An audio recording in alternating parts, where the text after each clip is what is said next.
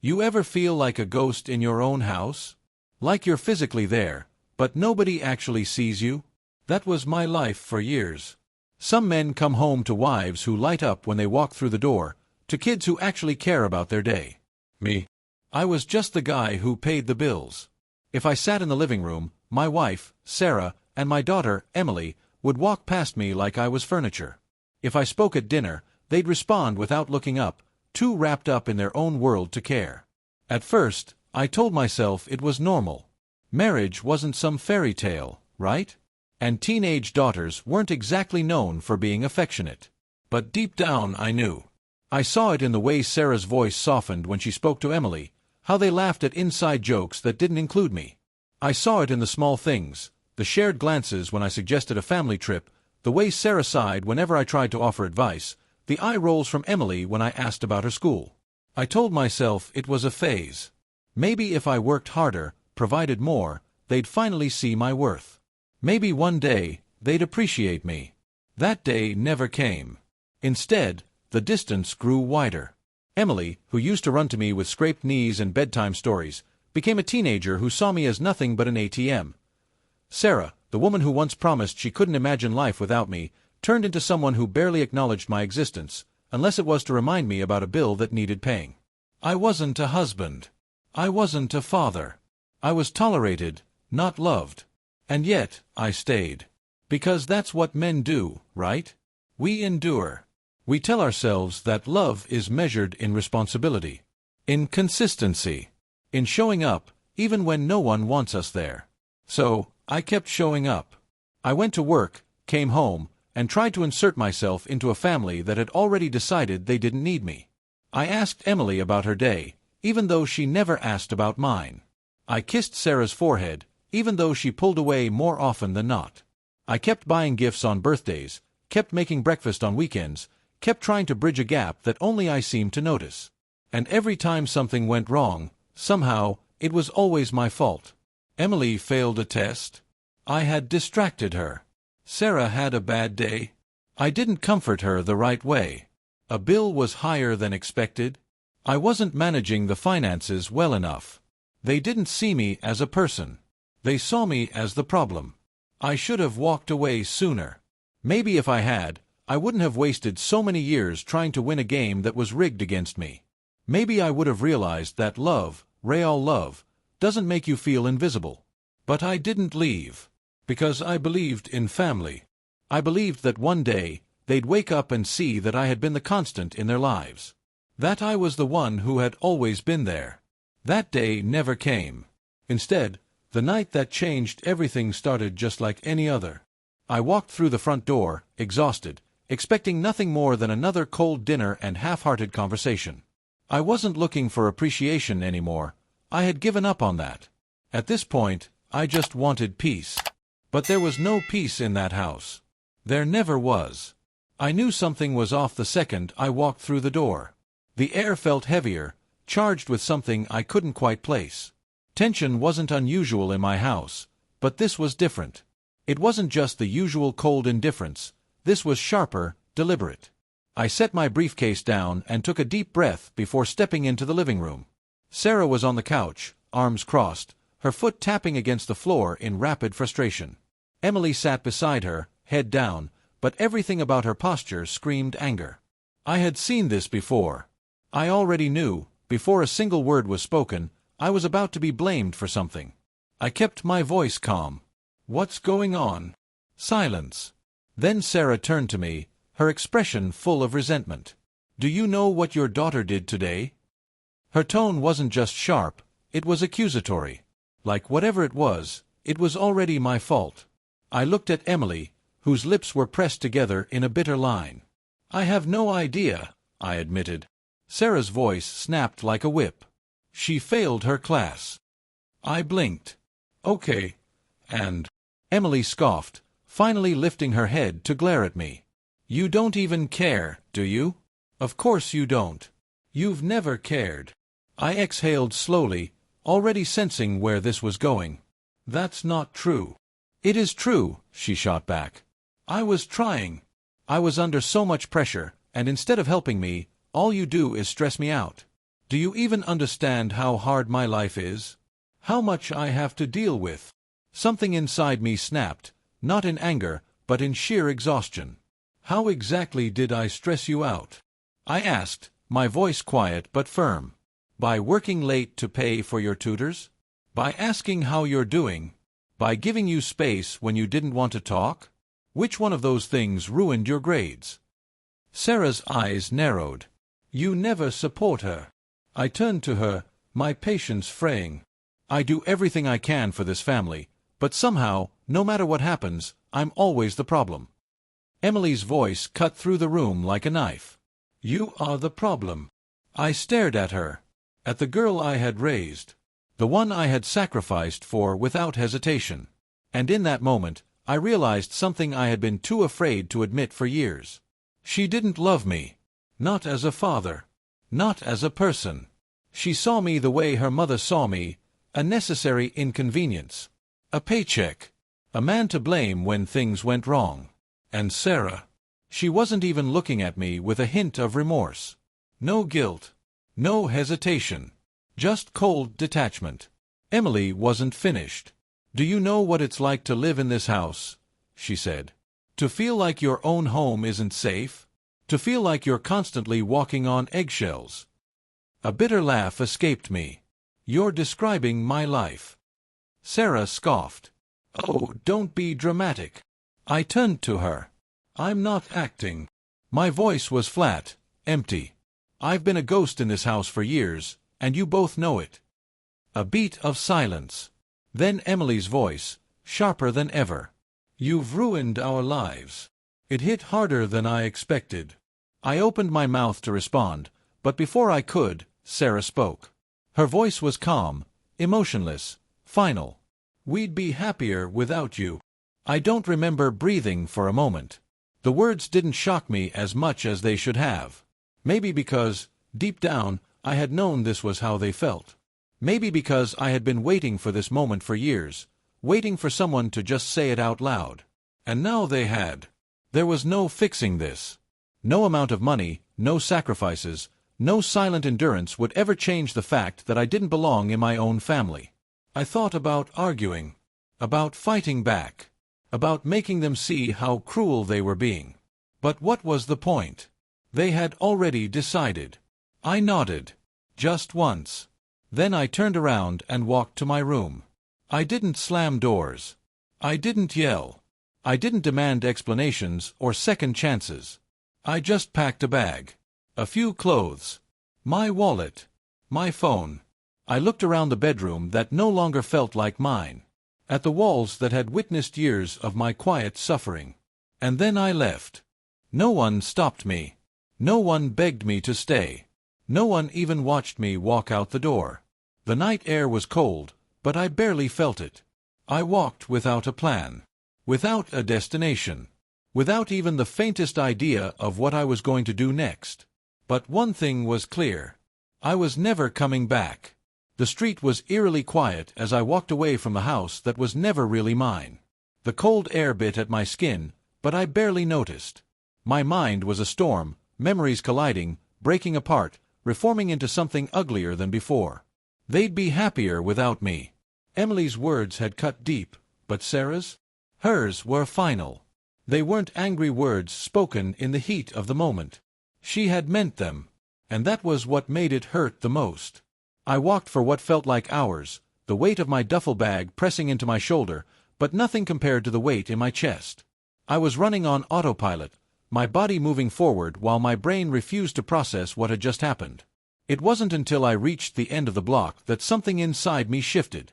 A thought, a whisper, a gnawing suspicion that I had buried for too long. Sarah's face. The way she had looked at me tonight, not with anger, not even with disappointment, but with indifference. Like I wasn't even worth hating. I had spent years thinking she was just tired, that maybe she had fallen out of love with me slowly, the way marriages sometimes do. But what if she had already replaced me? The thought shouldn't have shocked me. The late nights, the sudden interest in going to the gym, the way she had started dressing up more when she ran errands. The way her phone was always face down, locked with a passcode I was never allowed to know.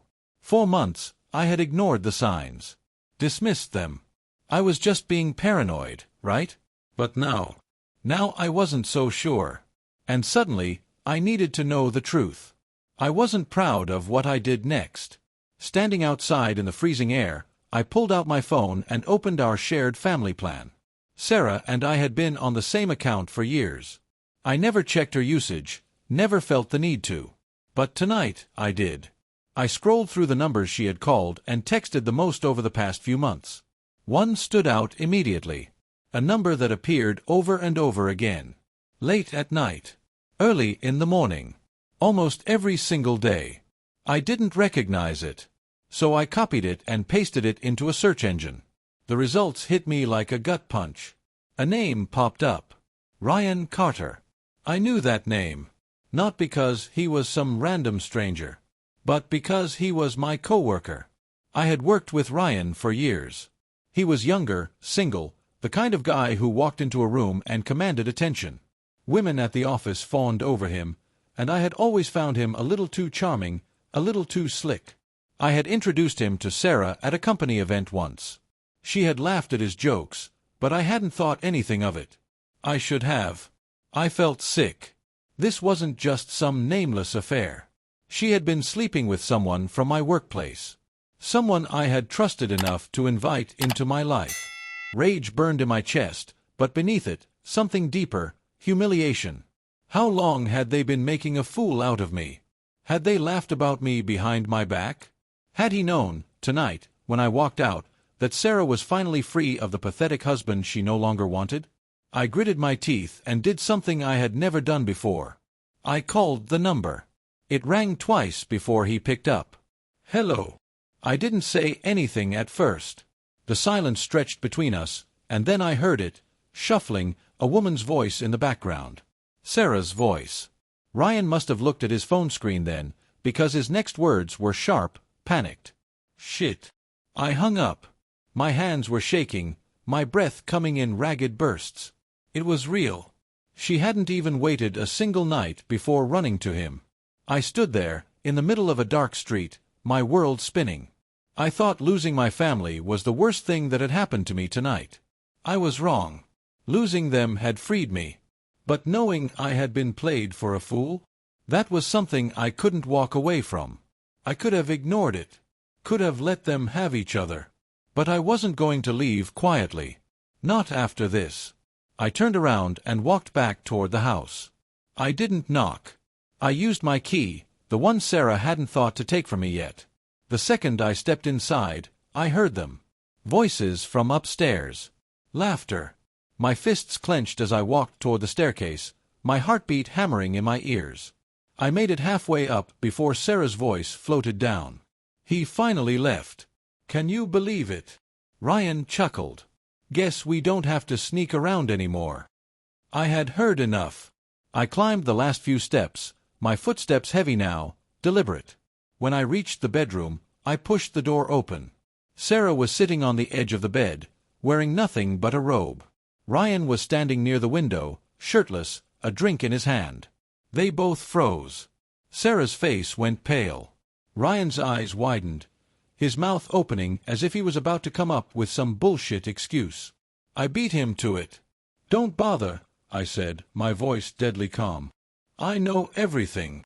Sarah's mouth opened and closed, but no words came out. Ryan, the smug bastard, had the audacity to smirk. Damn, man. I figured you'd take longer to find out. That was it.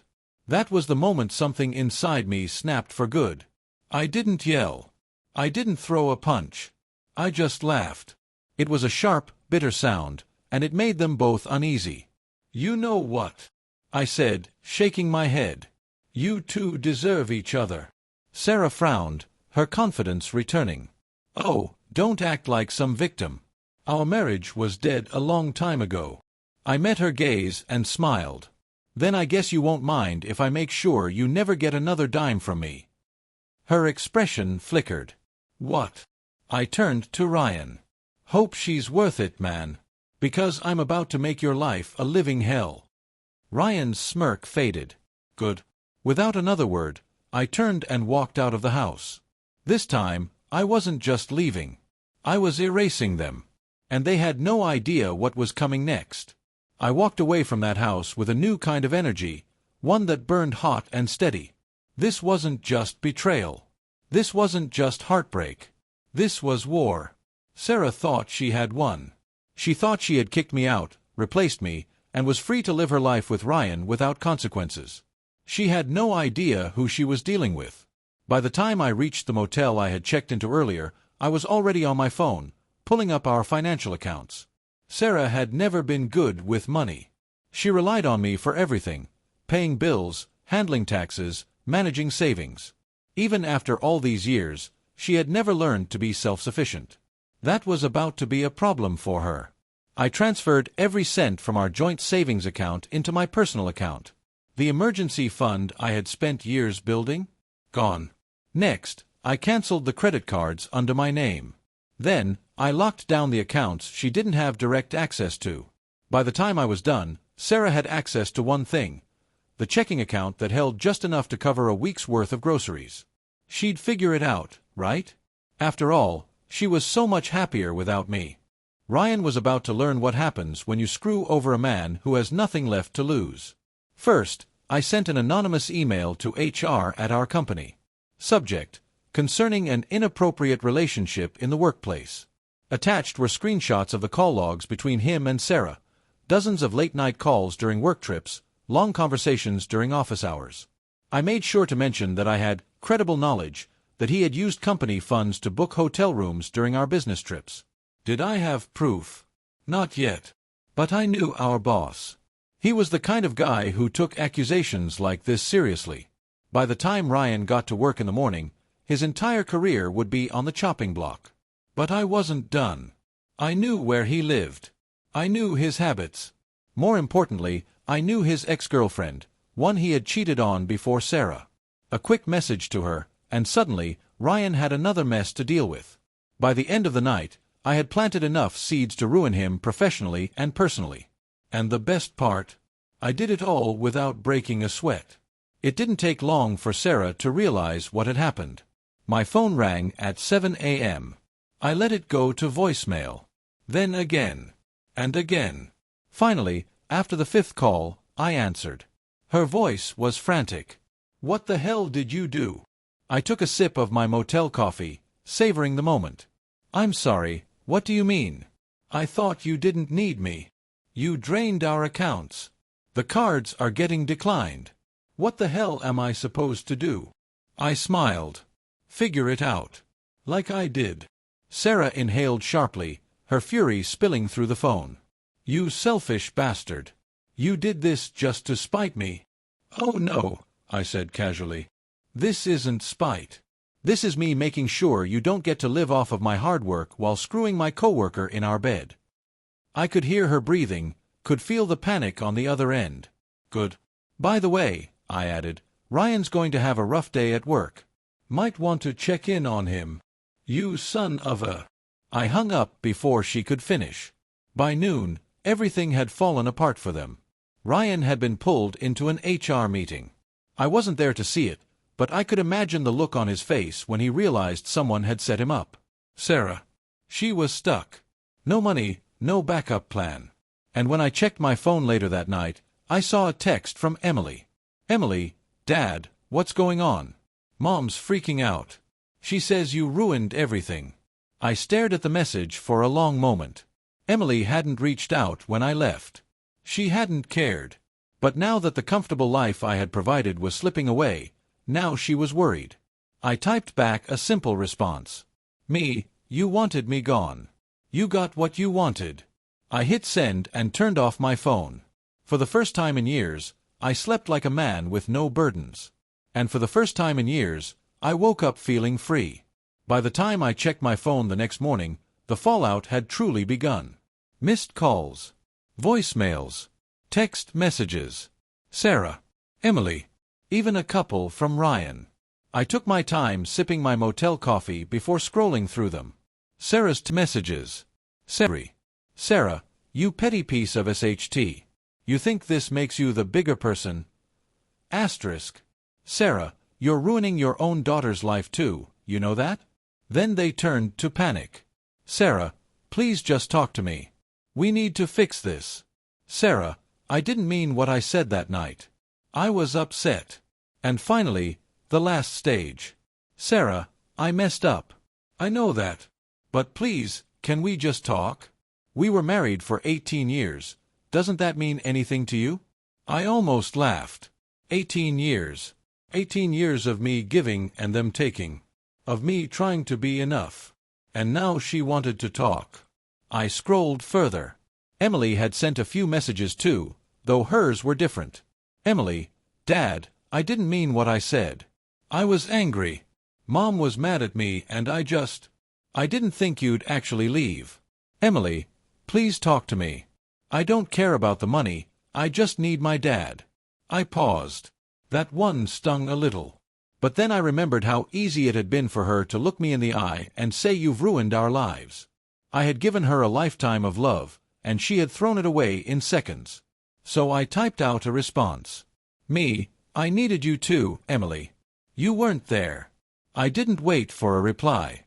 Midway through the morning, I got a text from an old work buddy. Jason, dude. HR just fired Ryan. What the hell happened? I smirked. I knew it would happen eventually. Turns out, my carefully placed accusations had done their job.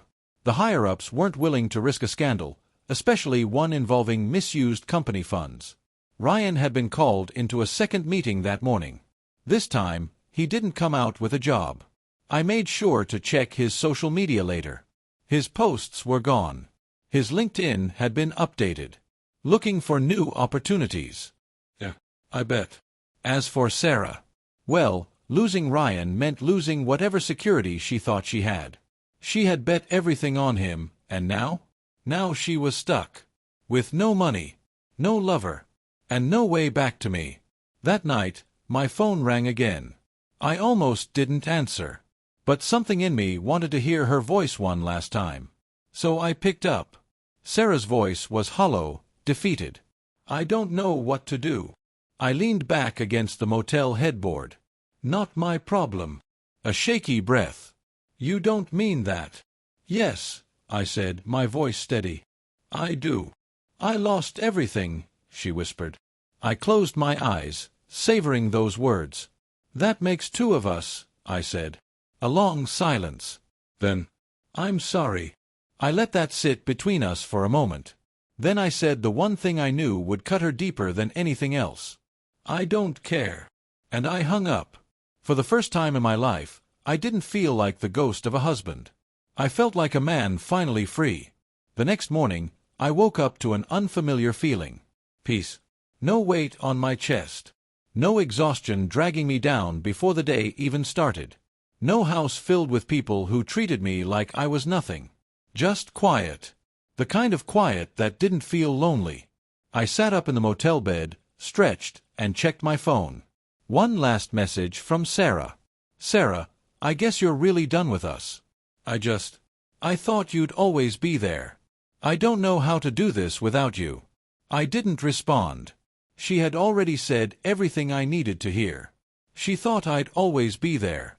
That no matter how much they hurt me, I'd stay. That was her biggest mistake.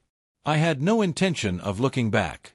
By the end of the week, I had a new job lined up, a better one, in a different city. I transferred the rest of my money, packed my things, and checked out of the motel. I left behind everything I had built with Sarah.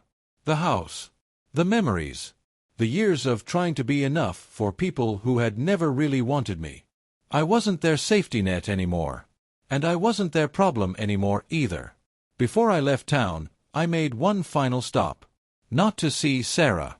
Not to see Emily. But to stand outside the house I had once called home. The lights were off. The driveway empty. The place looked smaller than I remembered. I took one last look, then turned away for good. No sadness. No regret.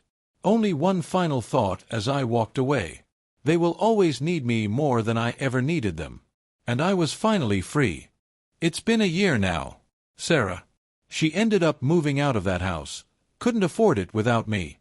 Ryan never bounced back after getting fired, and from what I heard, he left town. Emily. We talk sometimes. It's not perfect, but she's starting to understand what she lost when she pushed me away. But me, I've never been better. New city, new job, new people in my life who actually see me.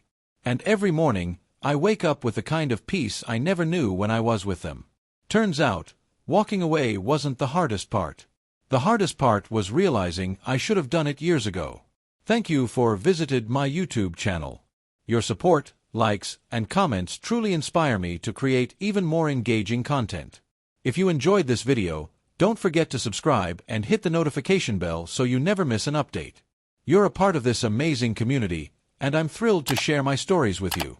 See you in the next video on YouTube.